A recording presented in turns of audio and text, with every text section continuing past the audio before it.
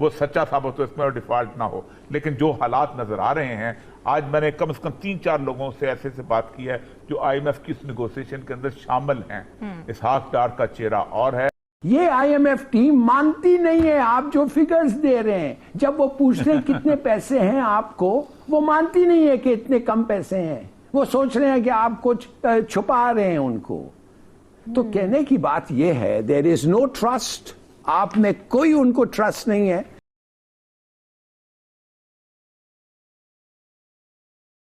ये IMF team मानती नहीं है आप जो फिगर्स दे रहे हैं। जब वो पूछते हैं कितने पैसे हैं आपको, वो मानती नहीं है कि इतने कम पैसे हैं। वो सोच रहे हैं कि आप कुछ छुपा रहे हैं उनको।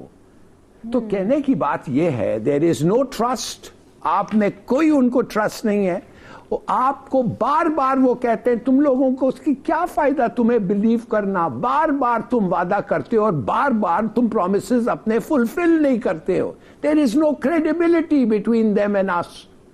तो हम समझते हैं ये सब मद्देनजर रख के आप समझते हैं फिर भी कुछ हो जाएगा। अगर हुआ तो it will be a near miracle, near miracle. और अगर हुआ तो मेरे ख्याल में कोई unilateral action on the part of America कि इनको करो, कुछ ना कुछ आपको वाजे करना पड़ेगा। इसलिए कि एट द मोमेंट, ये बिल्कुल सही किया और ये साहब ने, वो पूछते हैं कि $4 बिलियन जो है डेट जो प्लान है आपका, वो किधर है भाई? $4 बिलियन। चीन ये वो जो आपको आपने कहा था आपको मिलेंगे चाइना, UAE और सऊदी अरेबिया से, किधर है वो है नहीं है इस वक्त। वो हम वो प्रोमिसेस हैं इस वक्त, तो उधर तो नहीं दिखेगा। फिर वो कहते हैं 7 बिलियन जो आपको डेट रीपेमेंट के ऊपर आपने कंसेशंस और ये वो किधर है? देखिए, आई थिंक कि आपने इतना बुरा, it's a masterpiece of bad handling. आपको पता है वो नॉर्मन पॉटर जो इनका लीडर है, उसको मुजफ्फर मलिक, पता नहीं कौन है ये, पता नहीं इसकी क्या एक्सपर्टीज है, ये नवाज शरीफ का कोई बंदा है। अच्छा। उसने 1 घंटा कमरे के बाहर ठहराया, 1 घंटा, उसके बाद उसको जाके मिला। अच्छा। एक्सक्यूज मी, ये कोई तरीका है?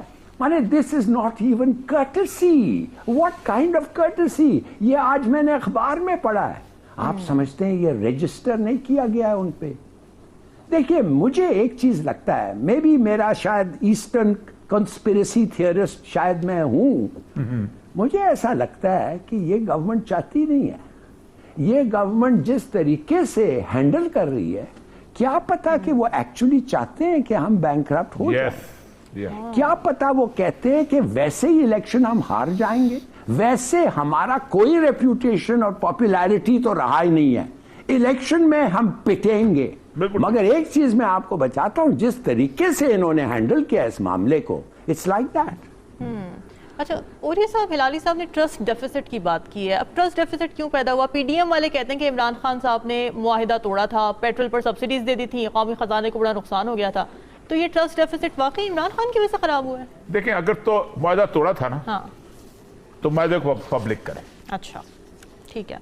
मतलब हर बंदा खड़े होकर कहता है मुआहिदा, भाई कौन सा मुआहिदा तोड़ा था? IMF कभी कहता है कि ये काम करो या नहीं करो? पूरे मुल्क को आपने फ्रॉड, झूठ का बेस किया हुआ है। मैं आपको एक बात बताऊं, एक वजीर खारजा था, उसका नाम था लियोना जॉर्जिएव। अच्छा। ये था वजीर खजाना ग्रीस का, यूनान का। 27 जनवरी 2015 से 6 जुलाई 2015 तक वहां पर वजीर खजाना रहा है। इस बंदे को IMF वालों के पास जब ये नेगोशिएट करने गया, इसकी तारीख है, इस बंदे को इस वक्त दुनिया की बड़ी यूनिवर्सिटी के अंदर बुलाया जाता है कि बताओ इस दुनिया का गंद क्या है IMF का। तो इसने कहा कि भाई मैं ये शिकवे की नहीं मानता। उन्होंने कहा भाई तुम कर्जा लो और अपनी जिंदगी ठीक करो।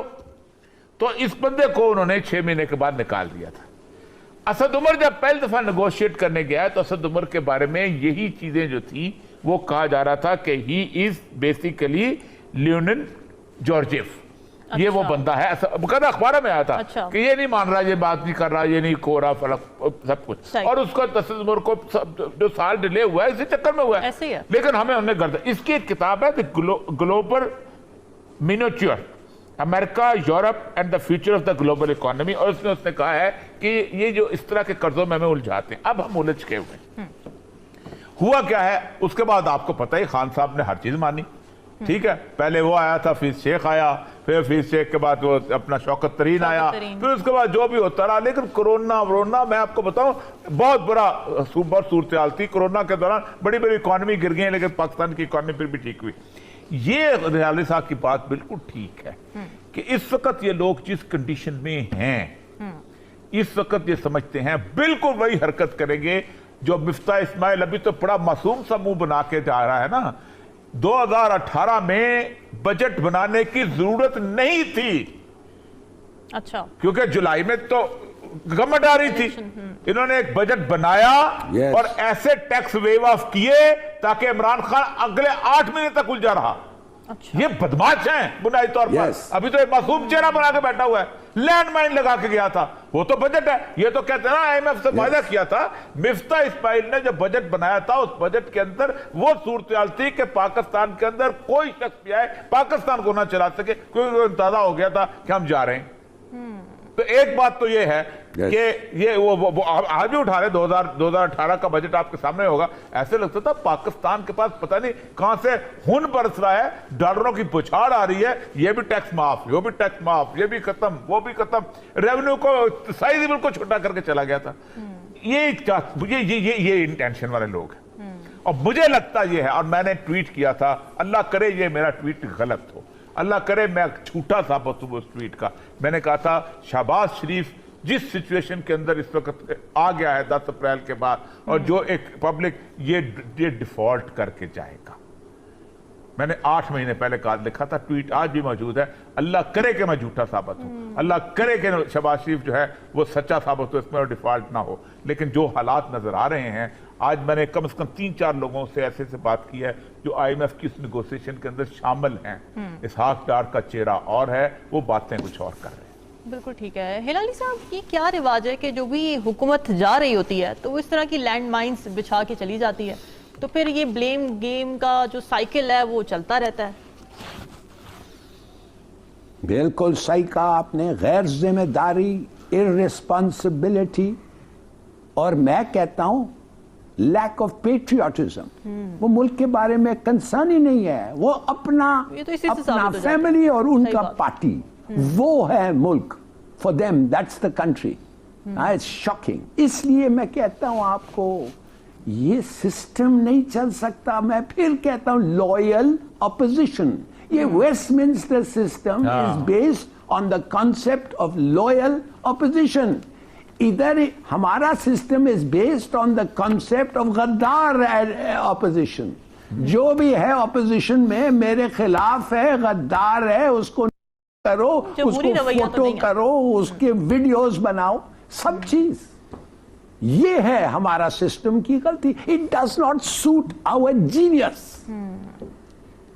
एक स्ट्रॉन्ग प्रेसिडेंशियल सिस्टम बनाओ, एक इलेक्शन ठीक करो, उसका इलेक्शन सही होना चाहिए, बस।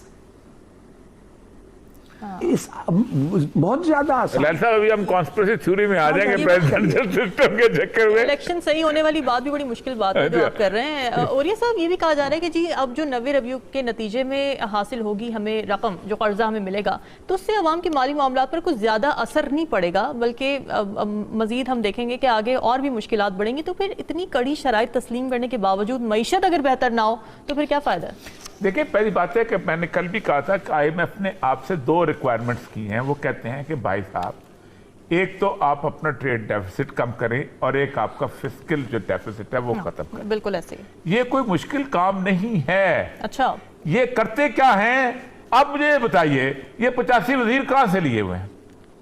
ये फिस्कल डेफिसिट होता है। स्टेट बैंक ऑफ गवर्नर का नोट छापो, नोट छापो, नोट छापो, नोट छापता रहता है। आप वजीर को खिलाते रहते हैं। ये जो आप टूर पे 75 लोगों को लेके जा रहे हैं, अभी आप तुर्की जा रहे थे ना 76 लोगों को लेके, ठीक है, उन्होंने कहा यार 76 लोग, अल्लाह का नाम लो, तो अल्लाह की तरफ से नहीं जा सके। ये डेफिसिट फाइनेंसिंग से आती है। ये नोट छापे जाते हैं। ठीक, ये जो एमपीएस को इतने करोड़ पे जो फंड दिए जाते हैं, ये इतने अरब फंड, ये कहां से आते हैं? वो कहते हैं अल्लाह के बंदो, जितने जितने तुम्हारे पास पैसे हैं उतना खर्चा। आपकी तनख्वाह हो 50,000, आप बजट बनाए 75,000 का, तो मैं क्या कहूंगा कि इससे तो बेवकूफ को दुनिया में है? बिल्कुल सही बात। हमारी तनख्वाह है 50,000 और हम बजट बनाते हैं 1,25,000 का। यानी हम 1 रुपया कम करने को तैयार नहीं हैं किसी तौर पर भी। हमने पाकिस्तान की पूरी इंडस्ट्रियल सेक्टर और एग्रीकल्चर सेक्टर तबाह बर्बाद कर दिया है ट्रेडर्स को फायदा देने के लिए। एक जमाना था कि हम लोग यहां से चीजें भेजा करते थे, हमारी इंडस्ट्री से। आपको शायद जो लोग लाहौर से गुजरांवाला जाते थे उनको पता होगा कि काला शाह काकूत का रास्ते में क्या क्या कुछ नहीं था यहाँ पर इंडस्ट्रीज के हिसाब से, और लग रही थी, बहुत कुछ हो रहा था। आपने तबाह कर दिया। आपने कहा क्या जरूरत है ये बिजली के स्विच में यहां से मंगाने, चीन से मंगाओ, पैसा कमाओ और आगे भी बेच दो। क्या जरूरत है फर्नीचर लेने की? वहां से लो। क्या लोग है जूते लेने की? वहां से लो, वहां से। हालत यह है कि पाकिस्तान के अंदर जो गाड़ियों की फैक्ट्रियां लगी थी आज से 50 साल पहले, उनके दरमियान एक एग्रीमेंट हुआ था कि ये सारे पुर्जे पाकिस्तान में बनाएंगी 5 साल के अंदर अंदर। आपने कहा नहीं, वो शेख साहब हमारा यार है, वो कहता है हम उधर से बुलाते हैं ताइवान से, सस्ते मिल जाएगा। वो कहता है नहीं हम मंगाते हैं मलेशिया से, वो कहता है हम साउथ कोरिया से। आपने उनको हर 5 साल के बाद आखिरी रिलैक्सेशन इमरान खान साहब ने दी है, रज़ाक दाऊद ने दिलाई थी। बिल्कुल ठीक है। मसला यह है कि आपने तो इस मुल्क के साथ तबाही का खेल खेला है।